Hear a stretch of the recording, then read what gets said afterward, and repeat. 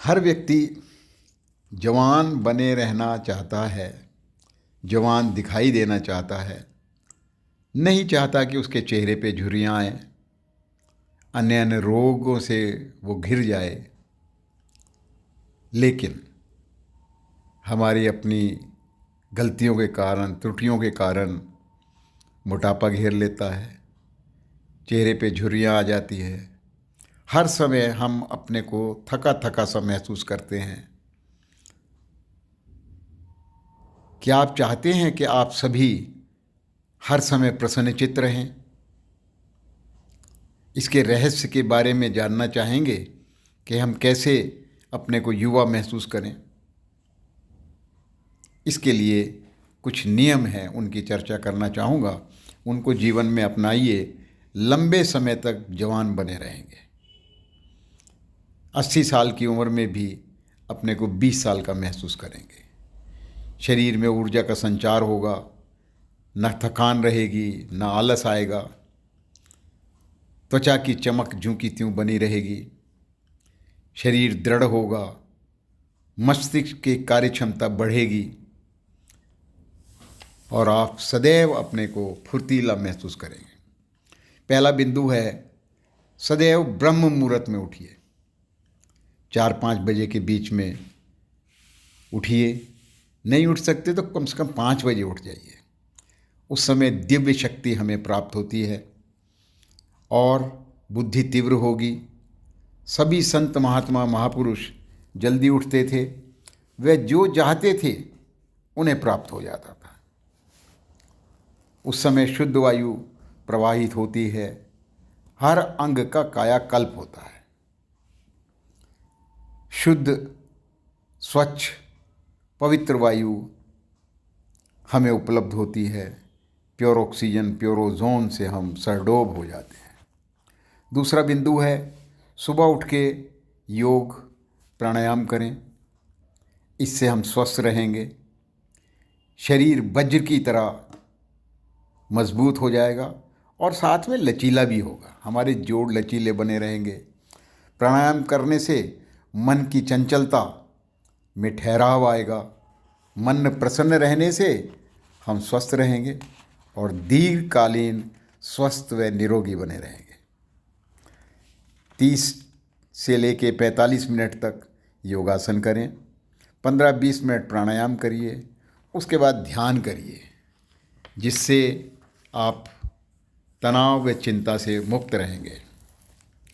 चिंता और तनाव के अभाव में आप स्वयं को सदैव ही युवा महसूस करेंगे, प्रसन्नचित्त रहेंगे। आप पार्क में जाइए, पार्क में जाके कुछ सैर करिए, कुछ ताली बजाइए, कुछ हंसिए। इससे आपका शरीर ठीक रहेगा। अगला बिंदु है, सन बाथ लीजिए, धूप को लीजिए। धूप में विटामिन डी होता है। आजकल अधिकांश लोगों की ये कमी आ गई है, क्योंकि धूप में बैठते ही नहीं हैं। और कोई रोग हमें नहीं आएगा जब हम धूप में बैठेंगे।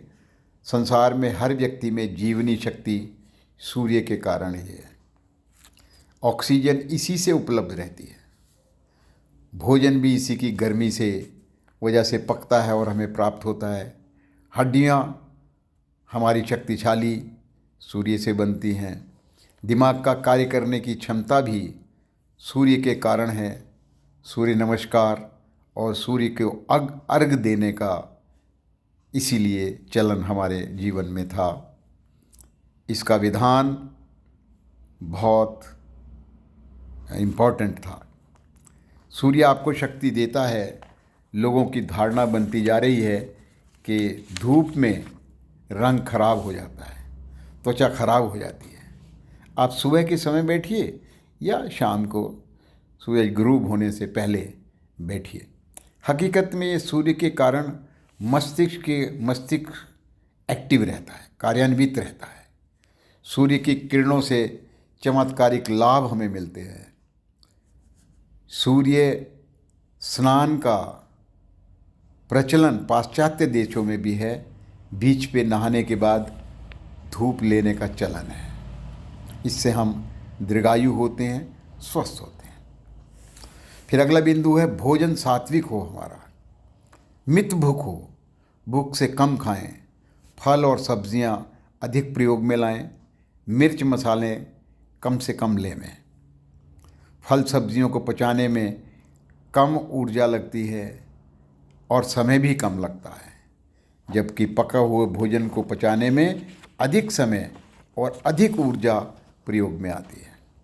आजकल सात्विक भोजन के स्थान पर fast food, junk food, Chinese food, Italian food का रिवाज हो गया। पिज़्ज़ा, बर्गर आदि चाउमीन खाते रहते हैं। ये स्वास्थ्य के लिए हानिकारक हैं। ऐसे भोजन को पचाने में अधिक समय और अधिक ऊर्जा लगती है। ये खाना पचता कम है और सड़ता ज़्यादा है। बैक्टीरिया स्वास्थ्य के लिए ठीक नहीं है। आलस्य अधिक आता है। यथासंभव सात्विक भोजन करें। भोजन का समय निश्चित करें। शाम का भोजन सोने से 3-4 घंटे पहले लेवें। यथासंभव 15-16 घंटे का उपवास रखिए। शाम को 5-6 बजे खा लिया और सुबह 9-10 बजे खाइए। इसको इंटरमिटेंट फास्टिंग कहते हैं। हमारे अंतड़ियों को विश्राम मिलता है। पहला भोजन पचने पर ही दूसरा लेवें। आवश्यकता से अधिक न खाएं। कम खाने वाला अधिक देर तक खाता है। और अगला बिंदु है वात पित्त कफ का संतुलन बना के रखें। यदि वात बिगड़ जाए तो 80 से अधिक रोग होते हैं। ये बागभट्ट जी ने हमें बताया है। पित्त बिगड़ जाए तो 45 से 50 रोग होते हैं। और यदि कफ बिगड़ जाए तो 25-30 रोग हमें हो जाते हैं। कुल मिला के तीनों के बिगड़ने पर 148 रोग हमारे शरीर में आते हैं। छोटे से छोटे इन्फेक्शन से लेके सर्दी जुकाम से लेके जीर्ण रोग, यहाँ तक कि कैंसर के रोग तक इसके असंतुलन के कारण आ जाते हैं। तीनों दोषों से दूर रहिए। खाने के तुरंत बाद पानी न पीजिए। आधा घंटा पहले लें या 1 घंटा बाद में पिए। खाना खाया तो जठर की अग्नि से वो पचता है, और अग्नि जलते हुए में हमने पानी डाल दिया तो भोजन पचेगा नहीं। तुरंत पानी पिया या अधिक ठंडा पानी पिया तो हमारी अग्नि जठर की मंद हो जाएगी। खाना पचने के स्थान पे सड़ेगा। गैस, पेट की जलन, हैवीनेस, अपच, ये सभी उसी कारण से होते हैं। खाने के बाद फलों का रस ले सकते हैं, छाछ ले सकते हैं। रात्रि भोजन के बाद दूध ले सकते हैं। इससे वात पित्त और कफ में संतुलन बनता है। पानी घूंट घूंट करके पीजिए।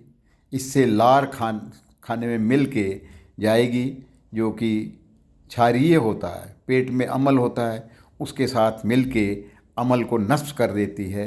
रक्त में उससे अम्लता ना होगी, अपच आदि के भी रोग न होंगे।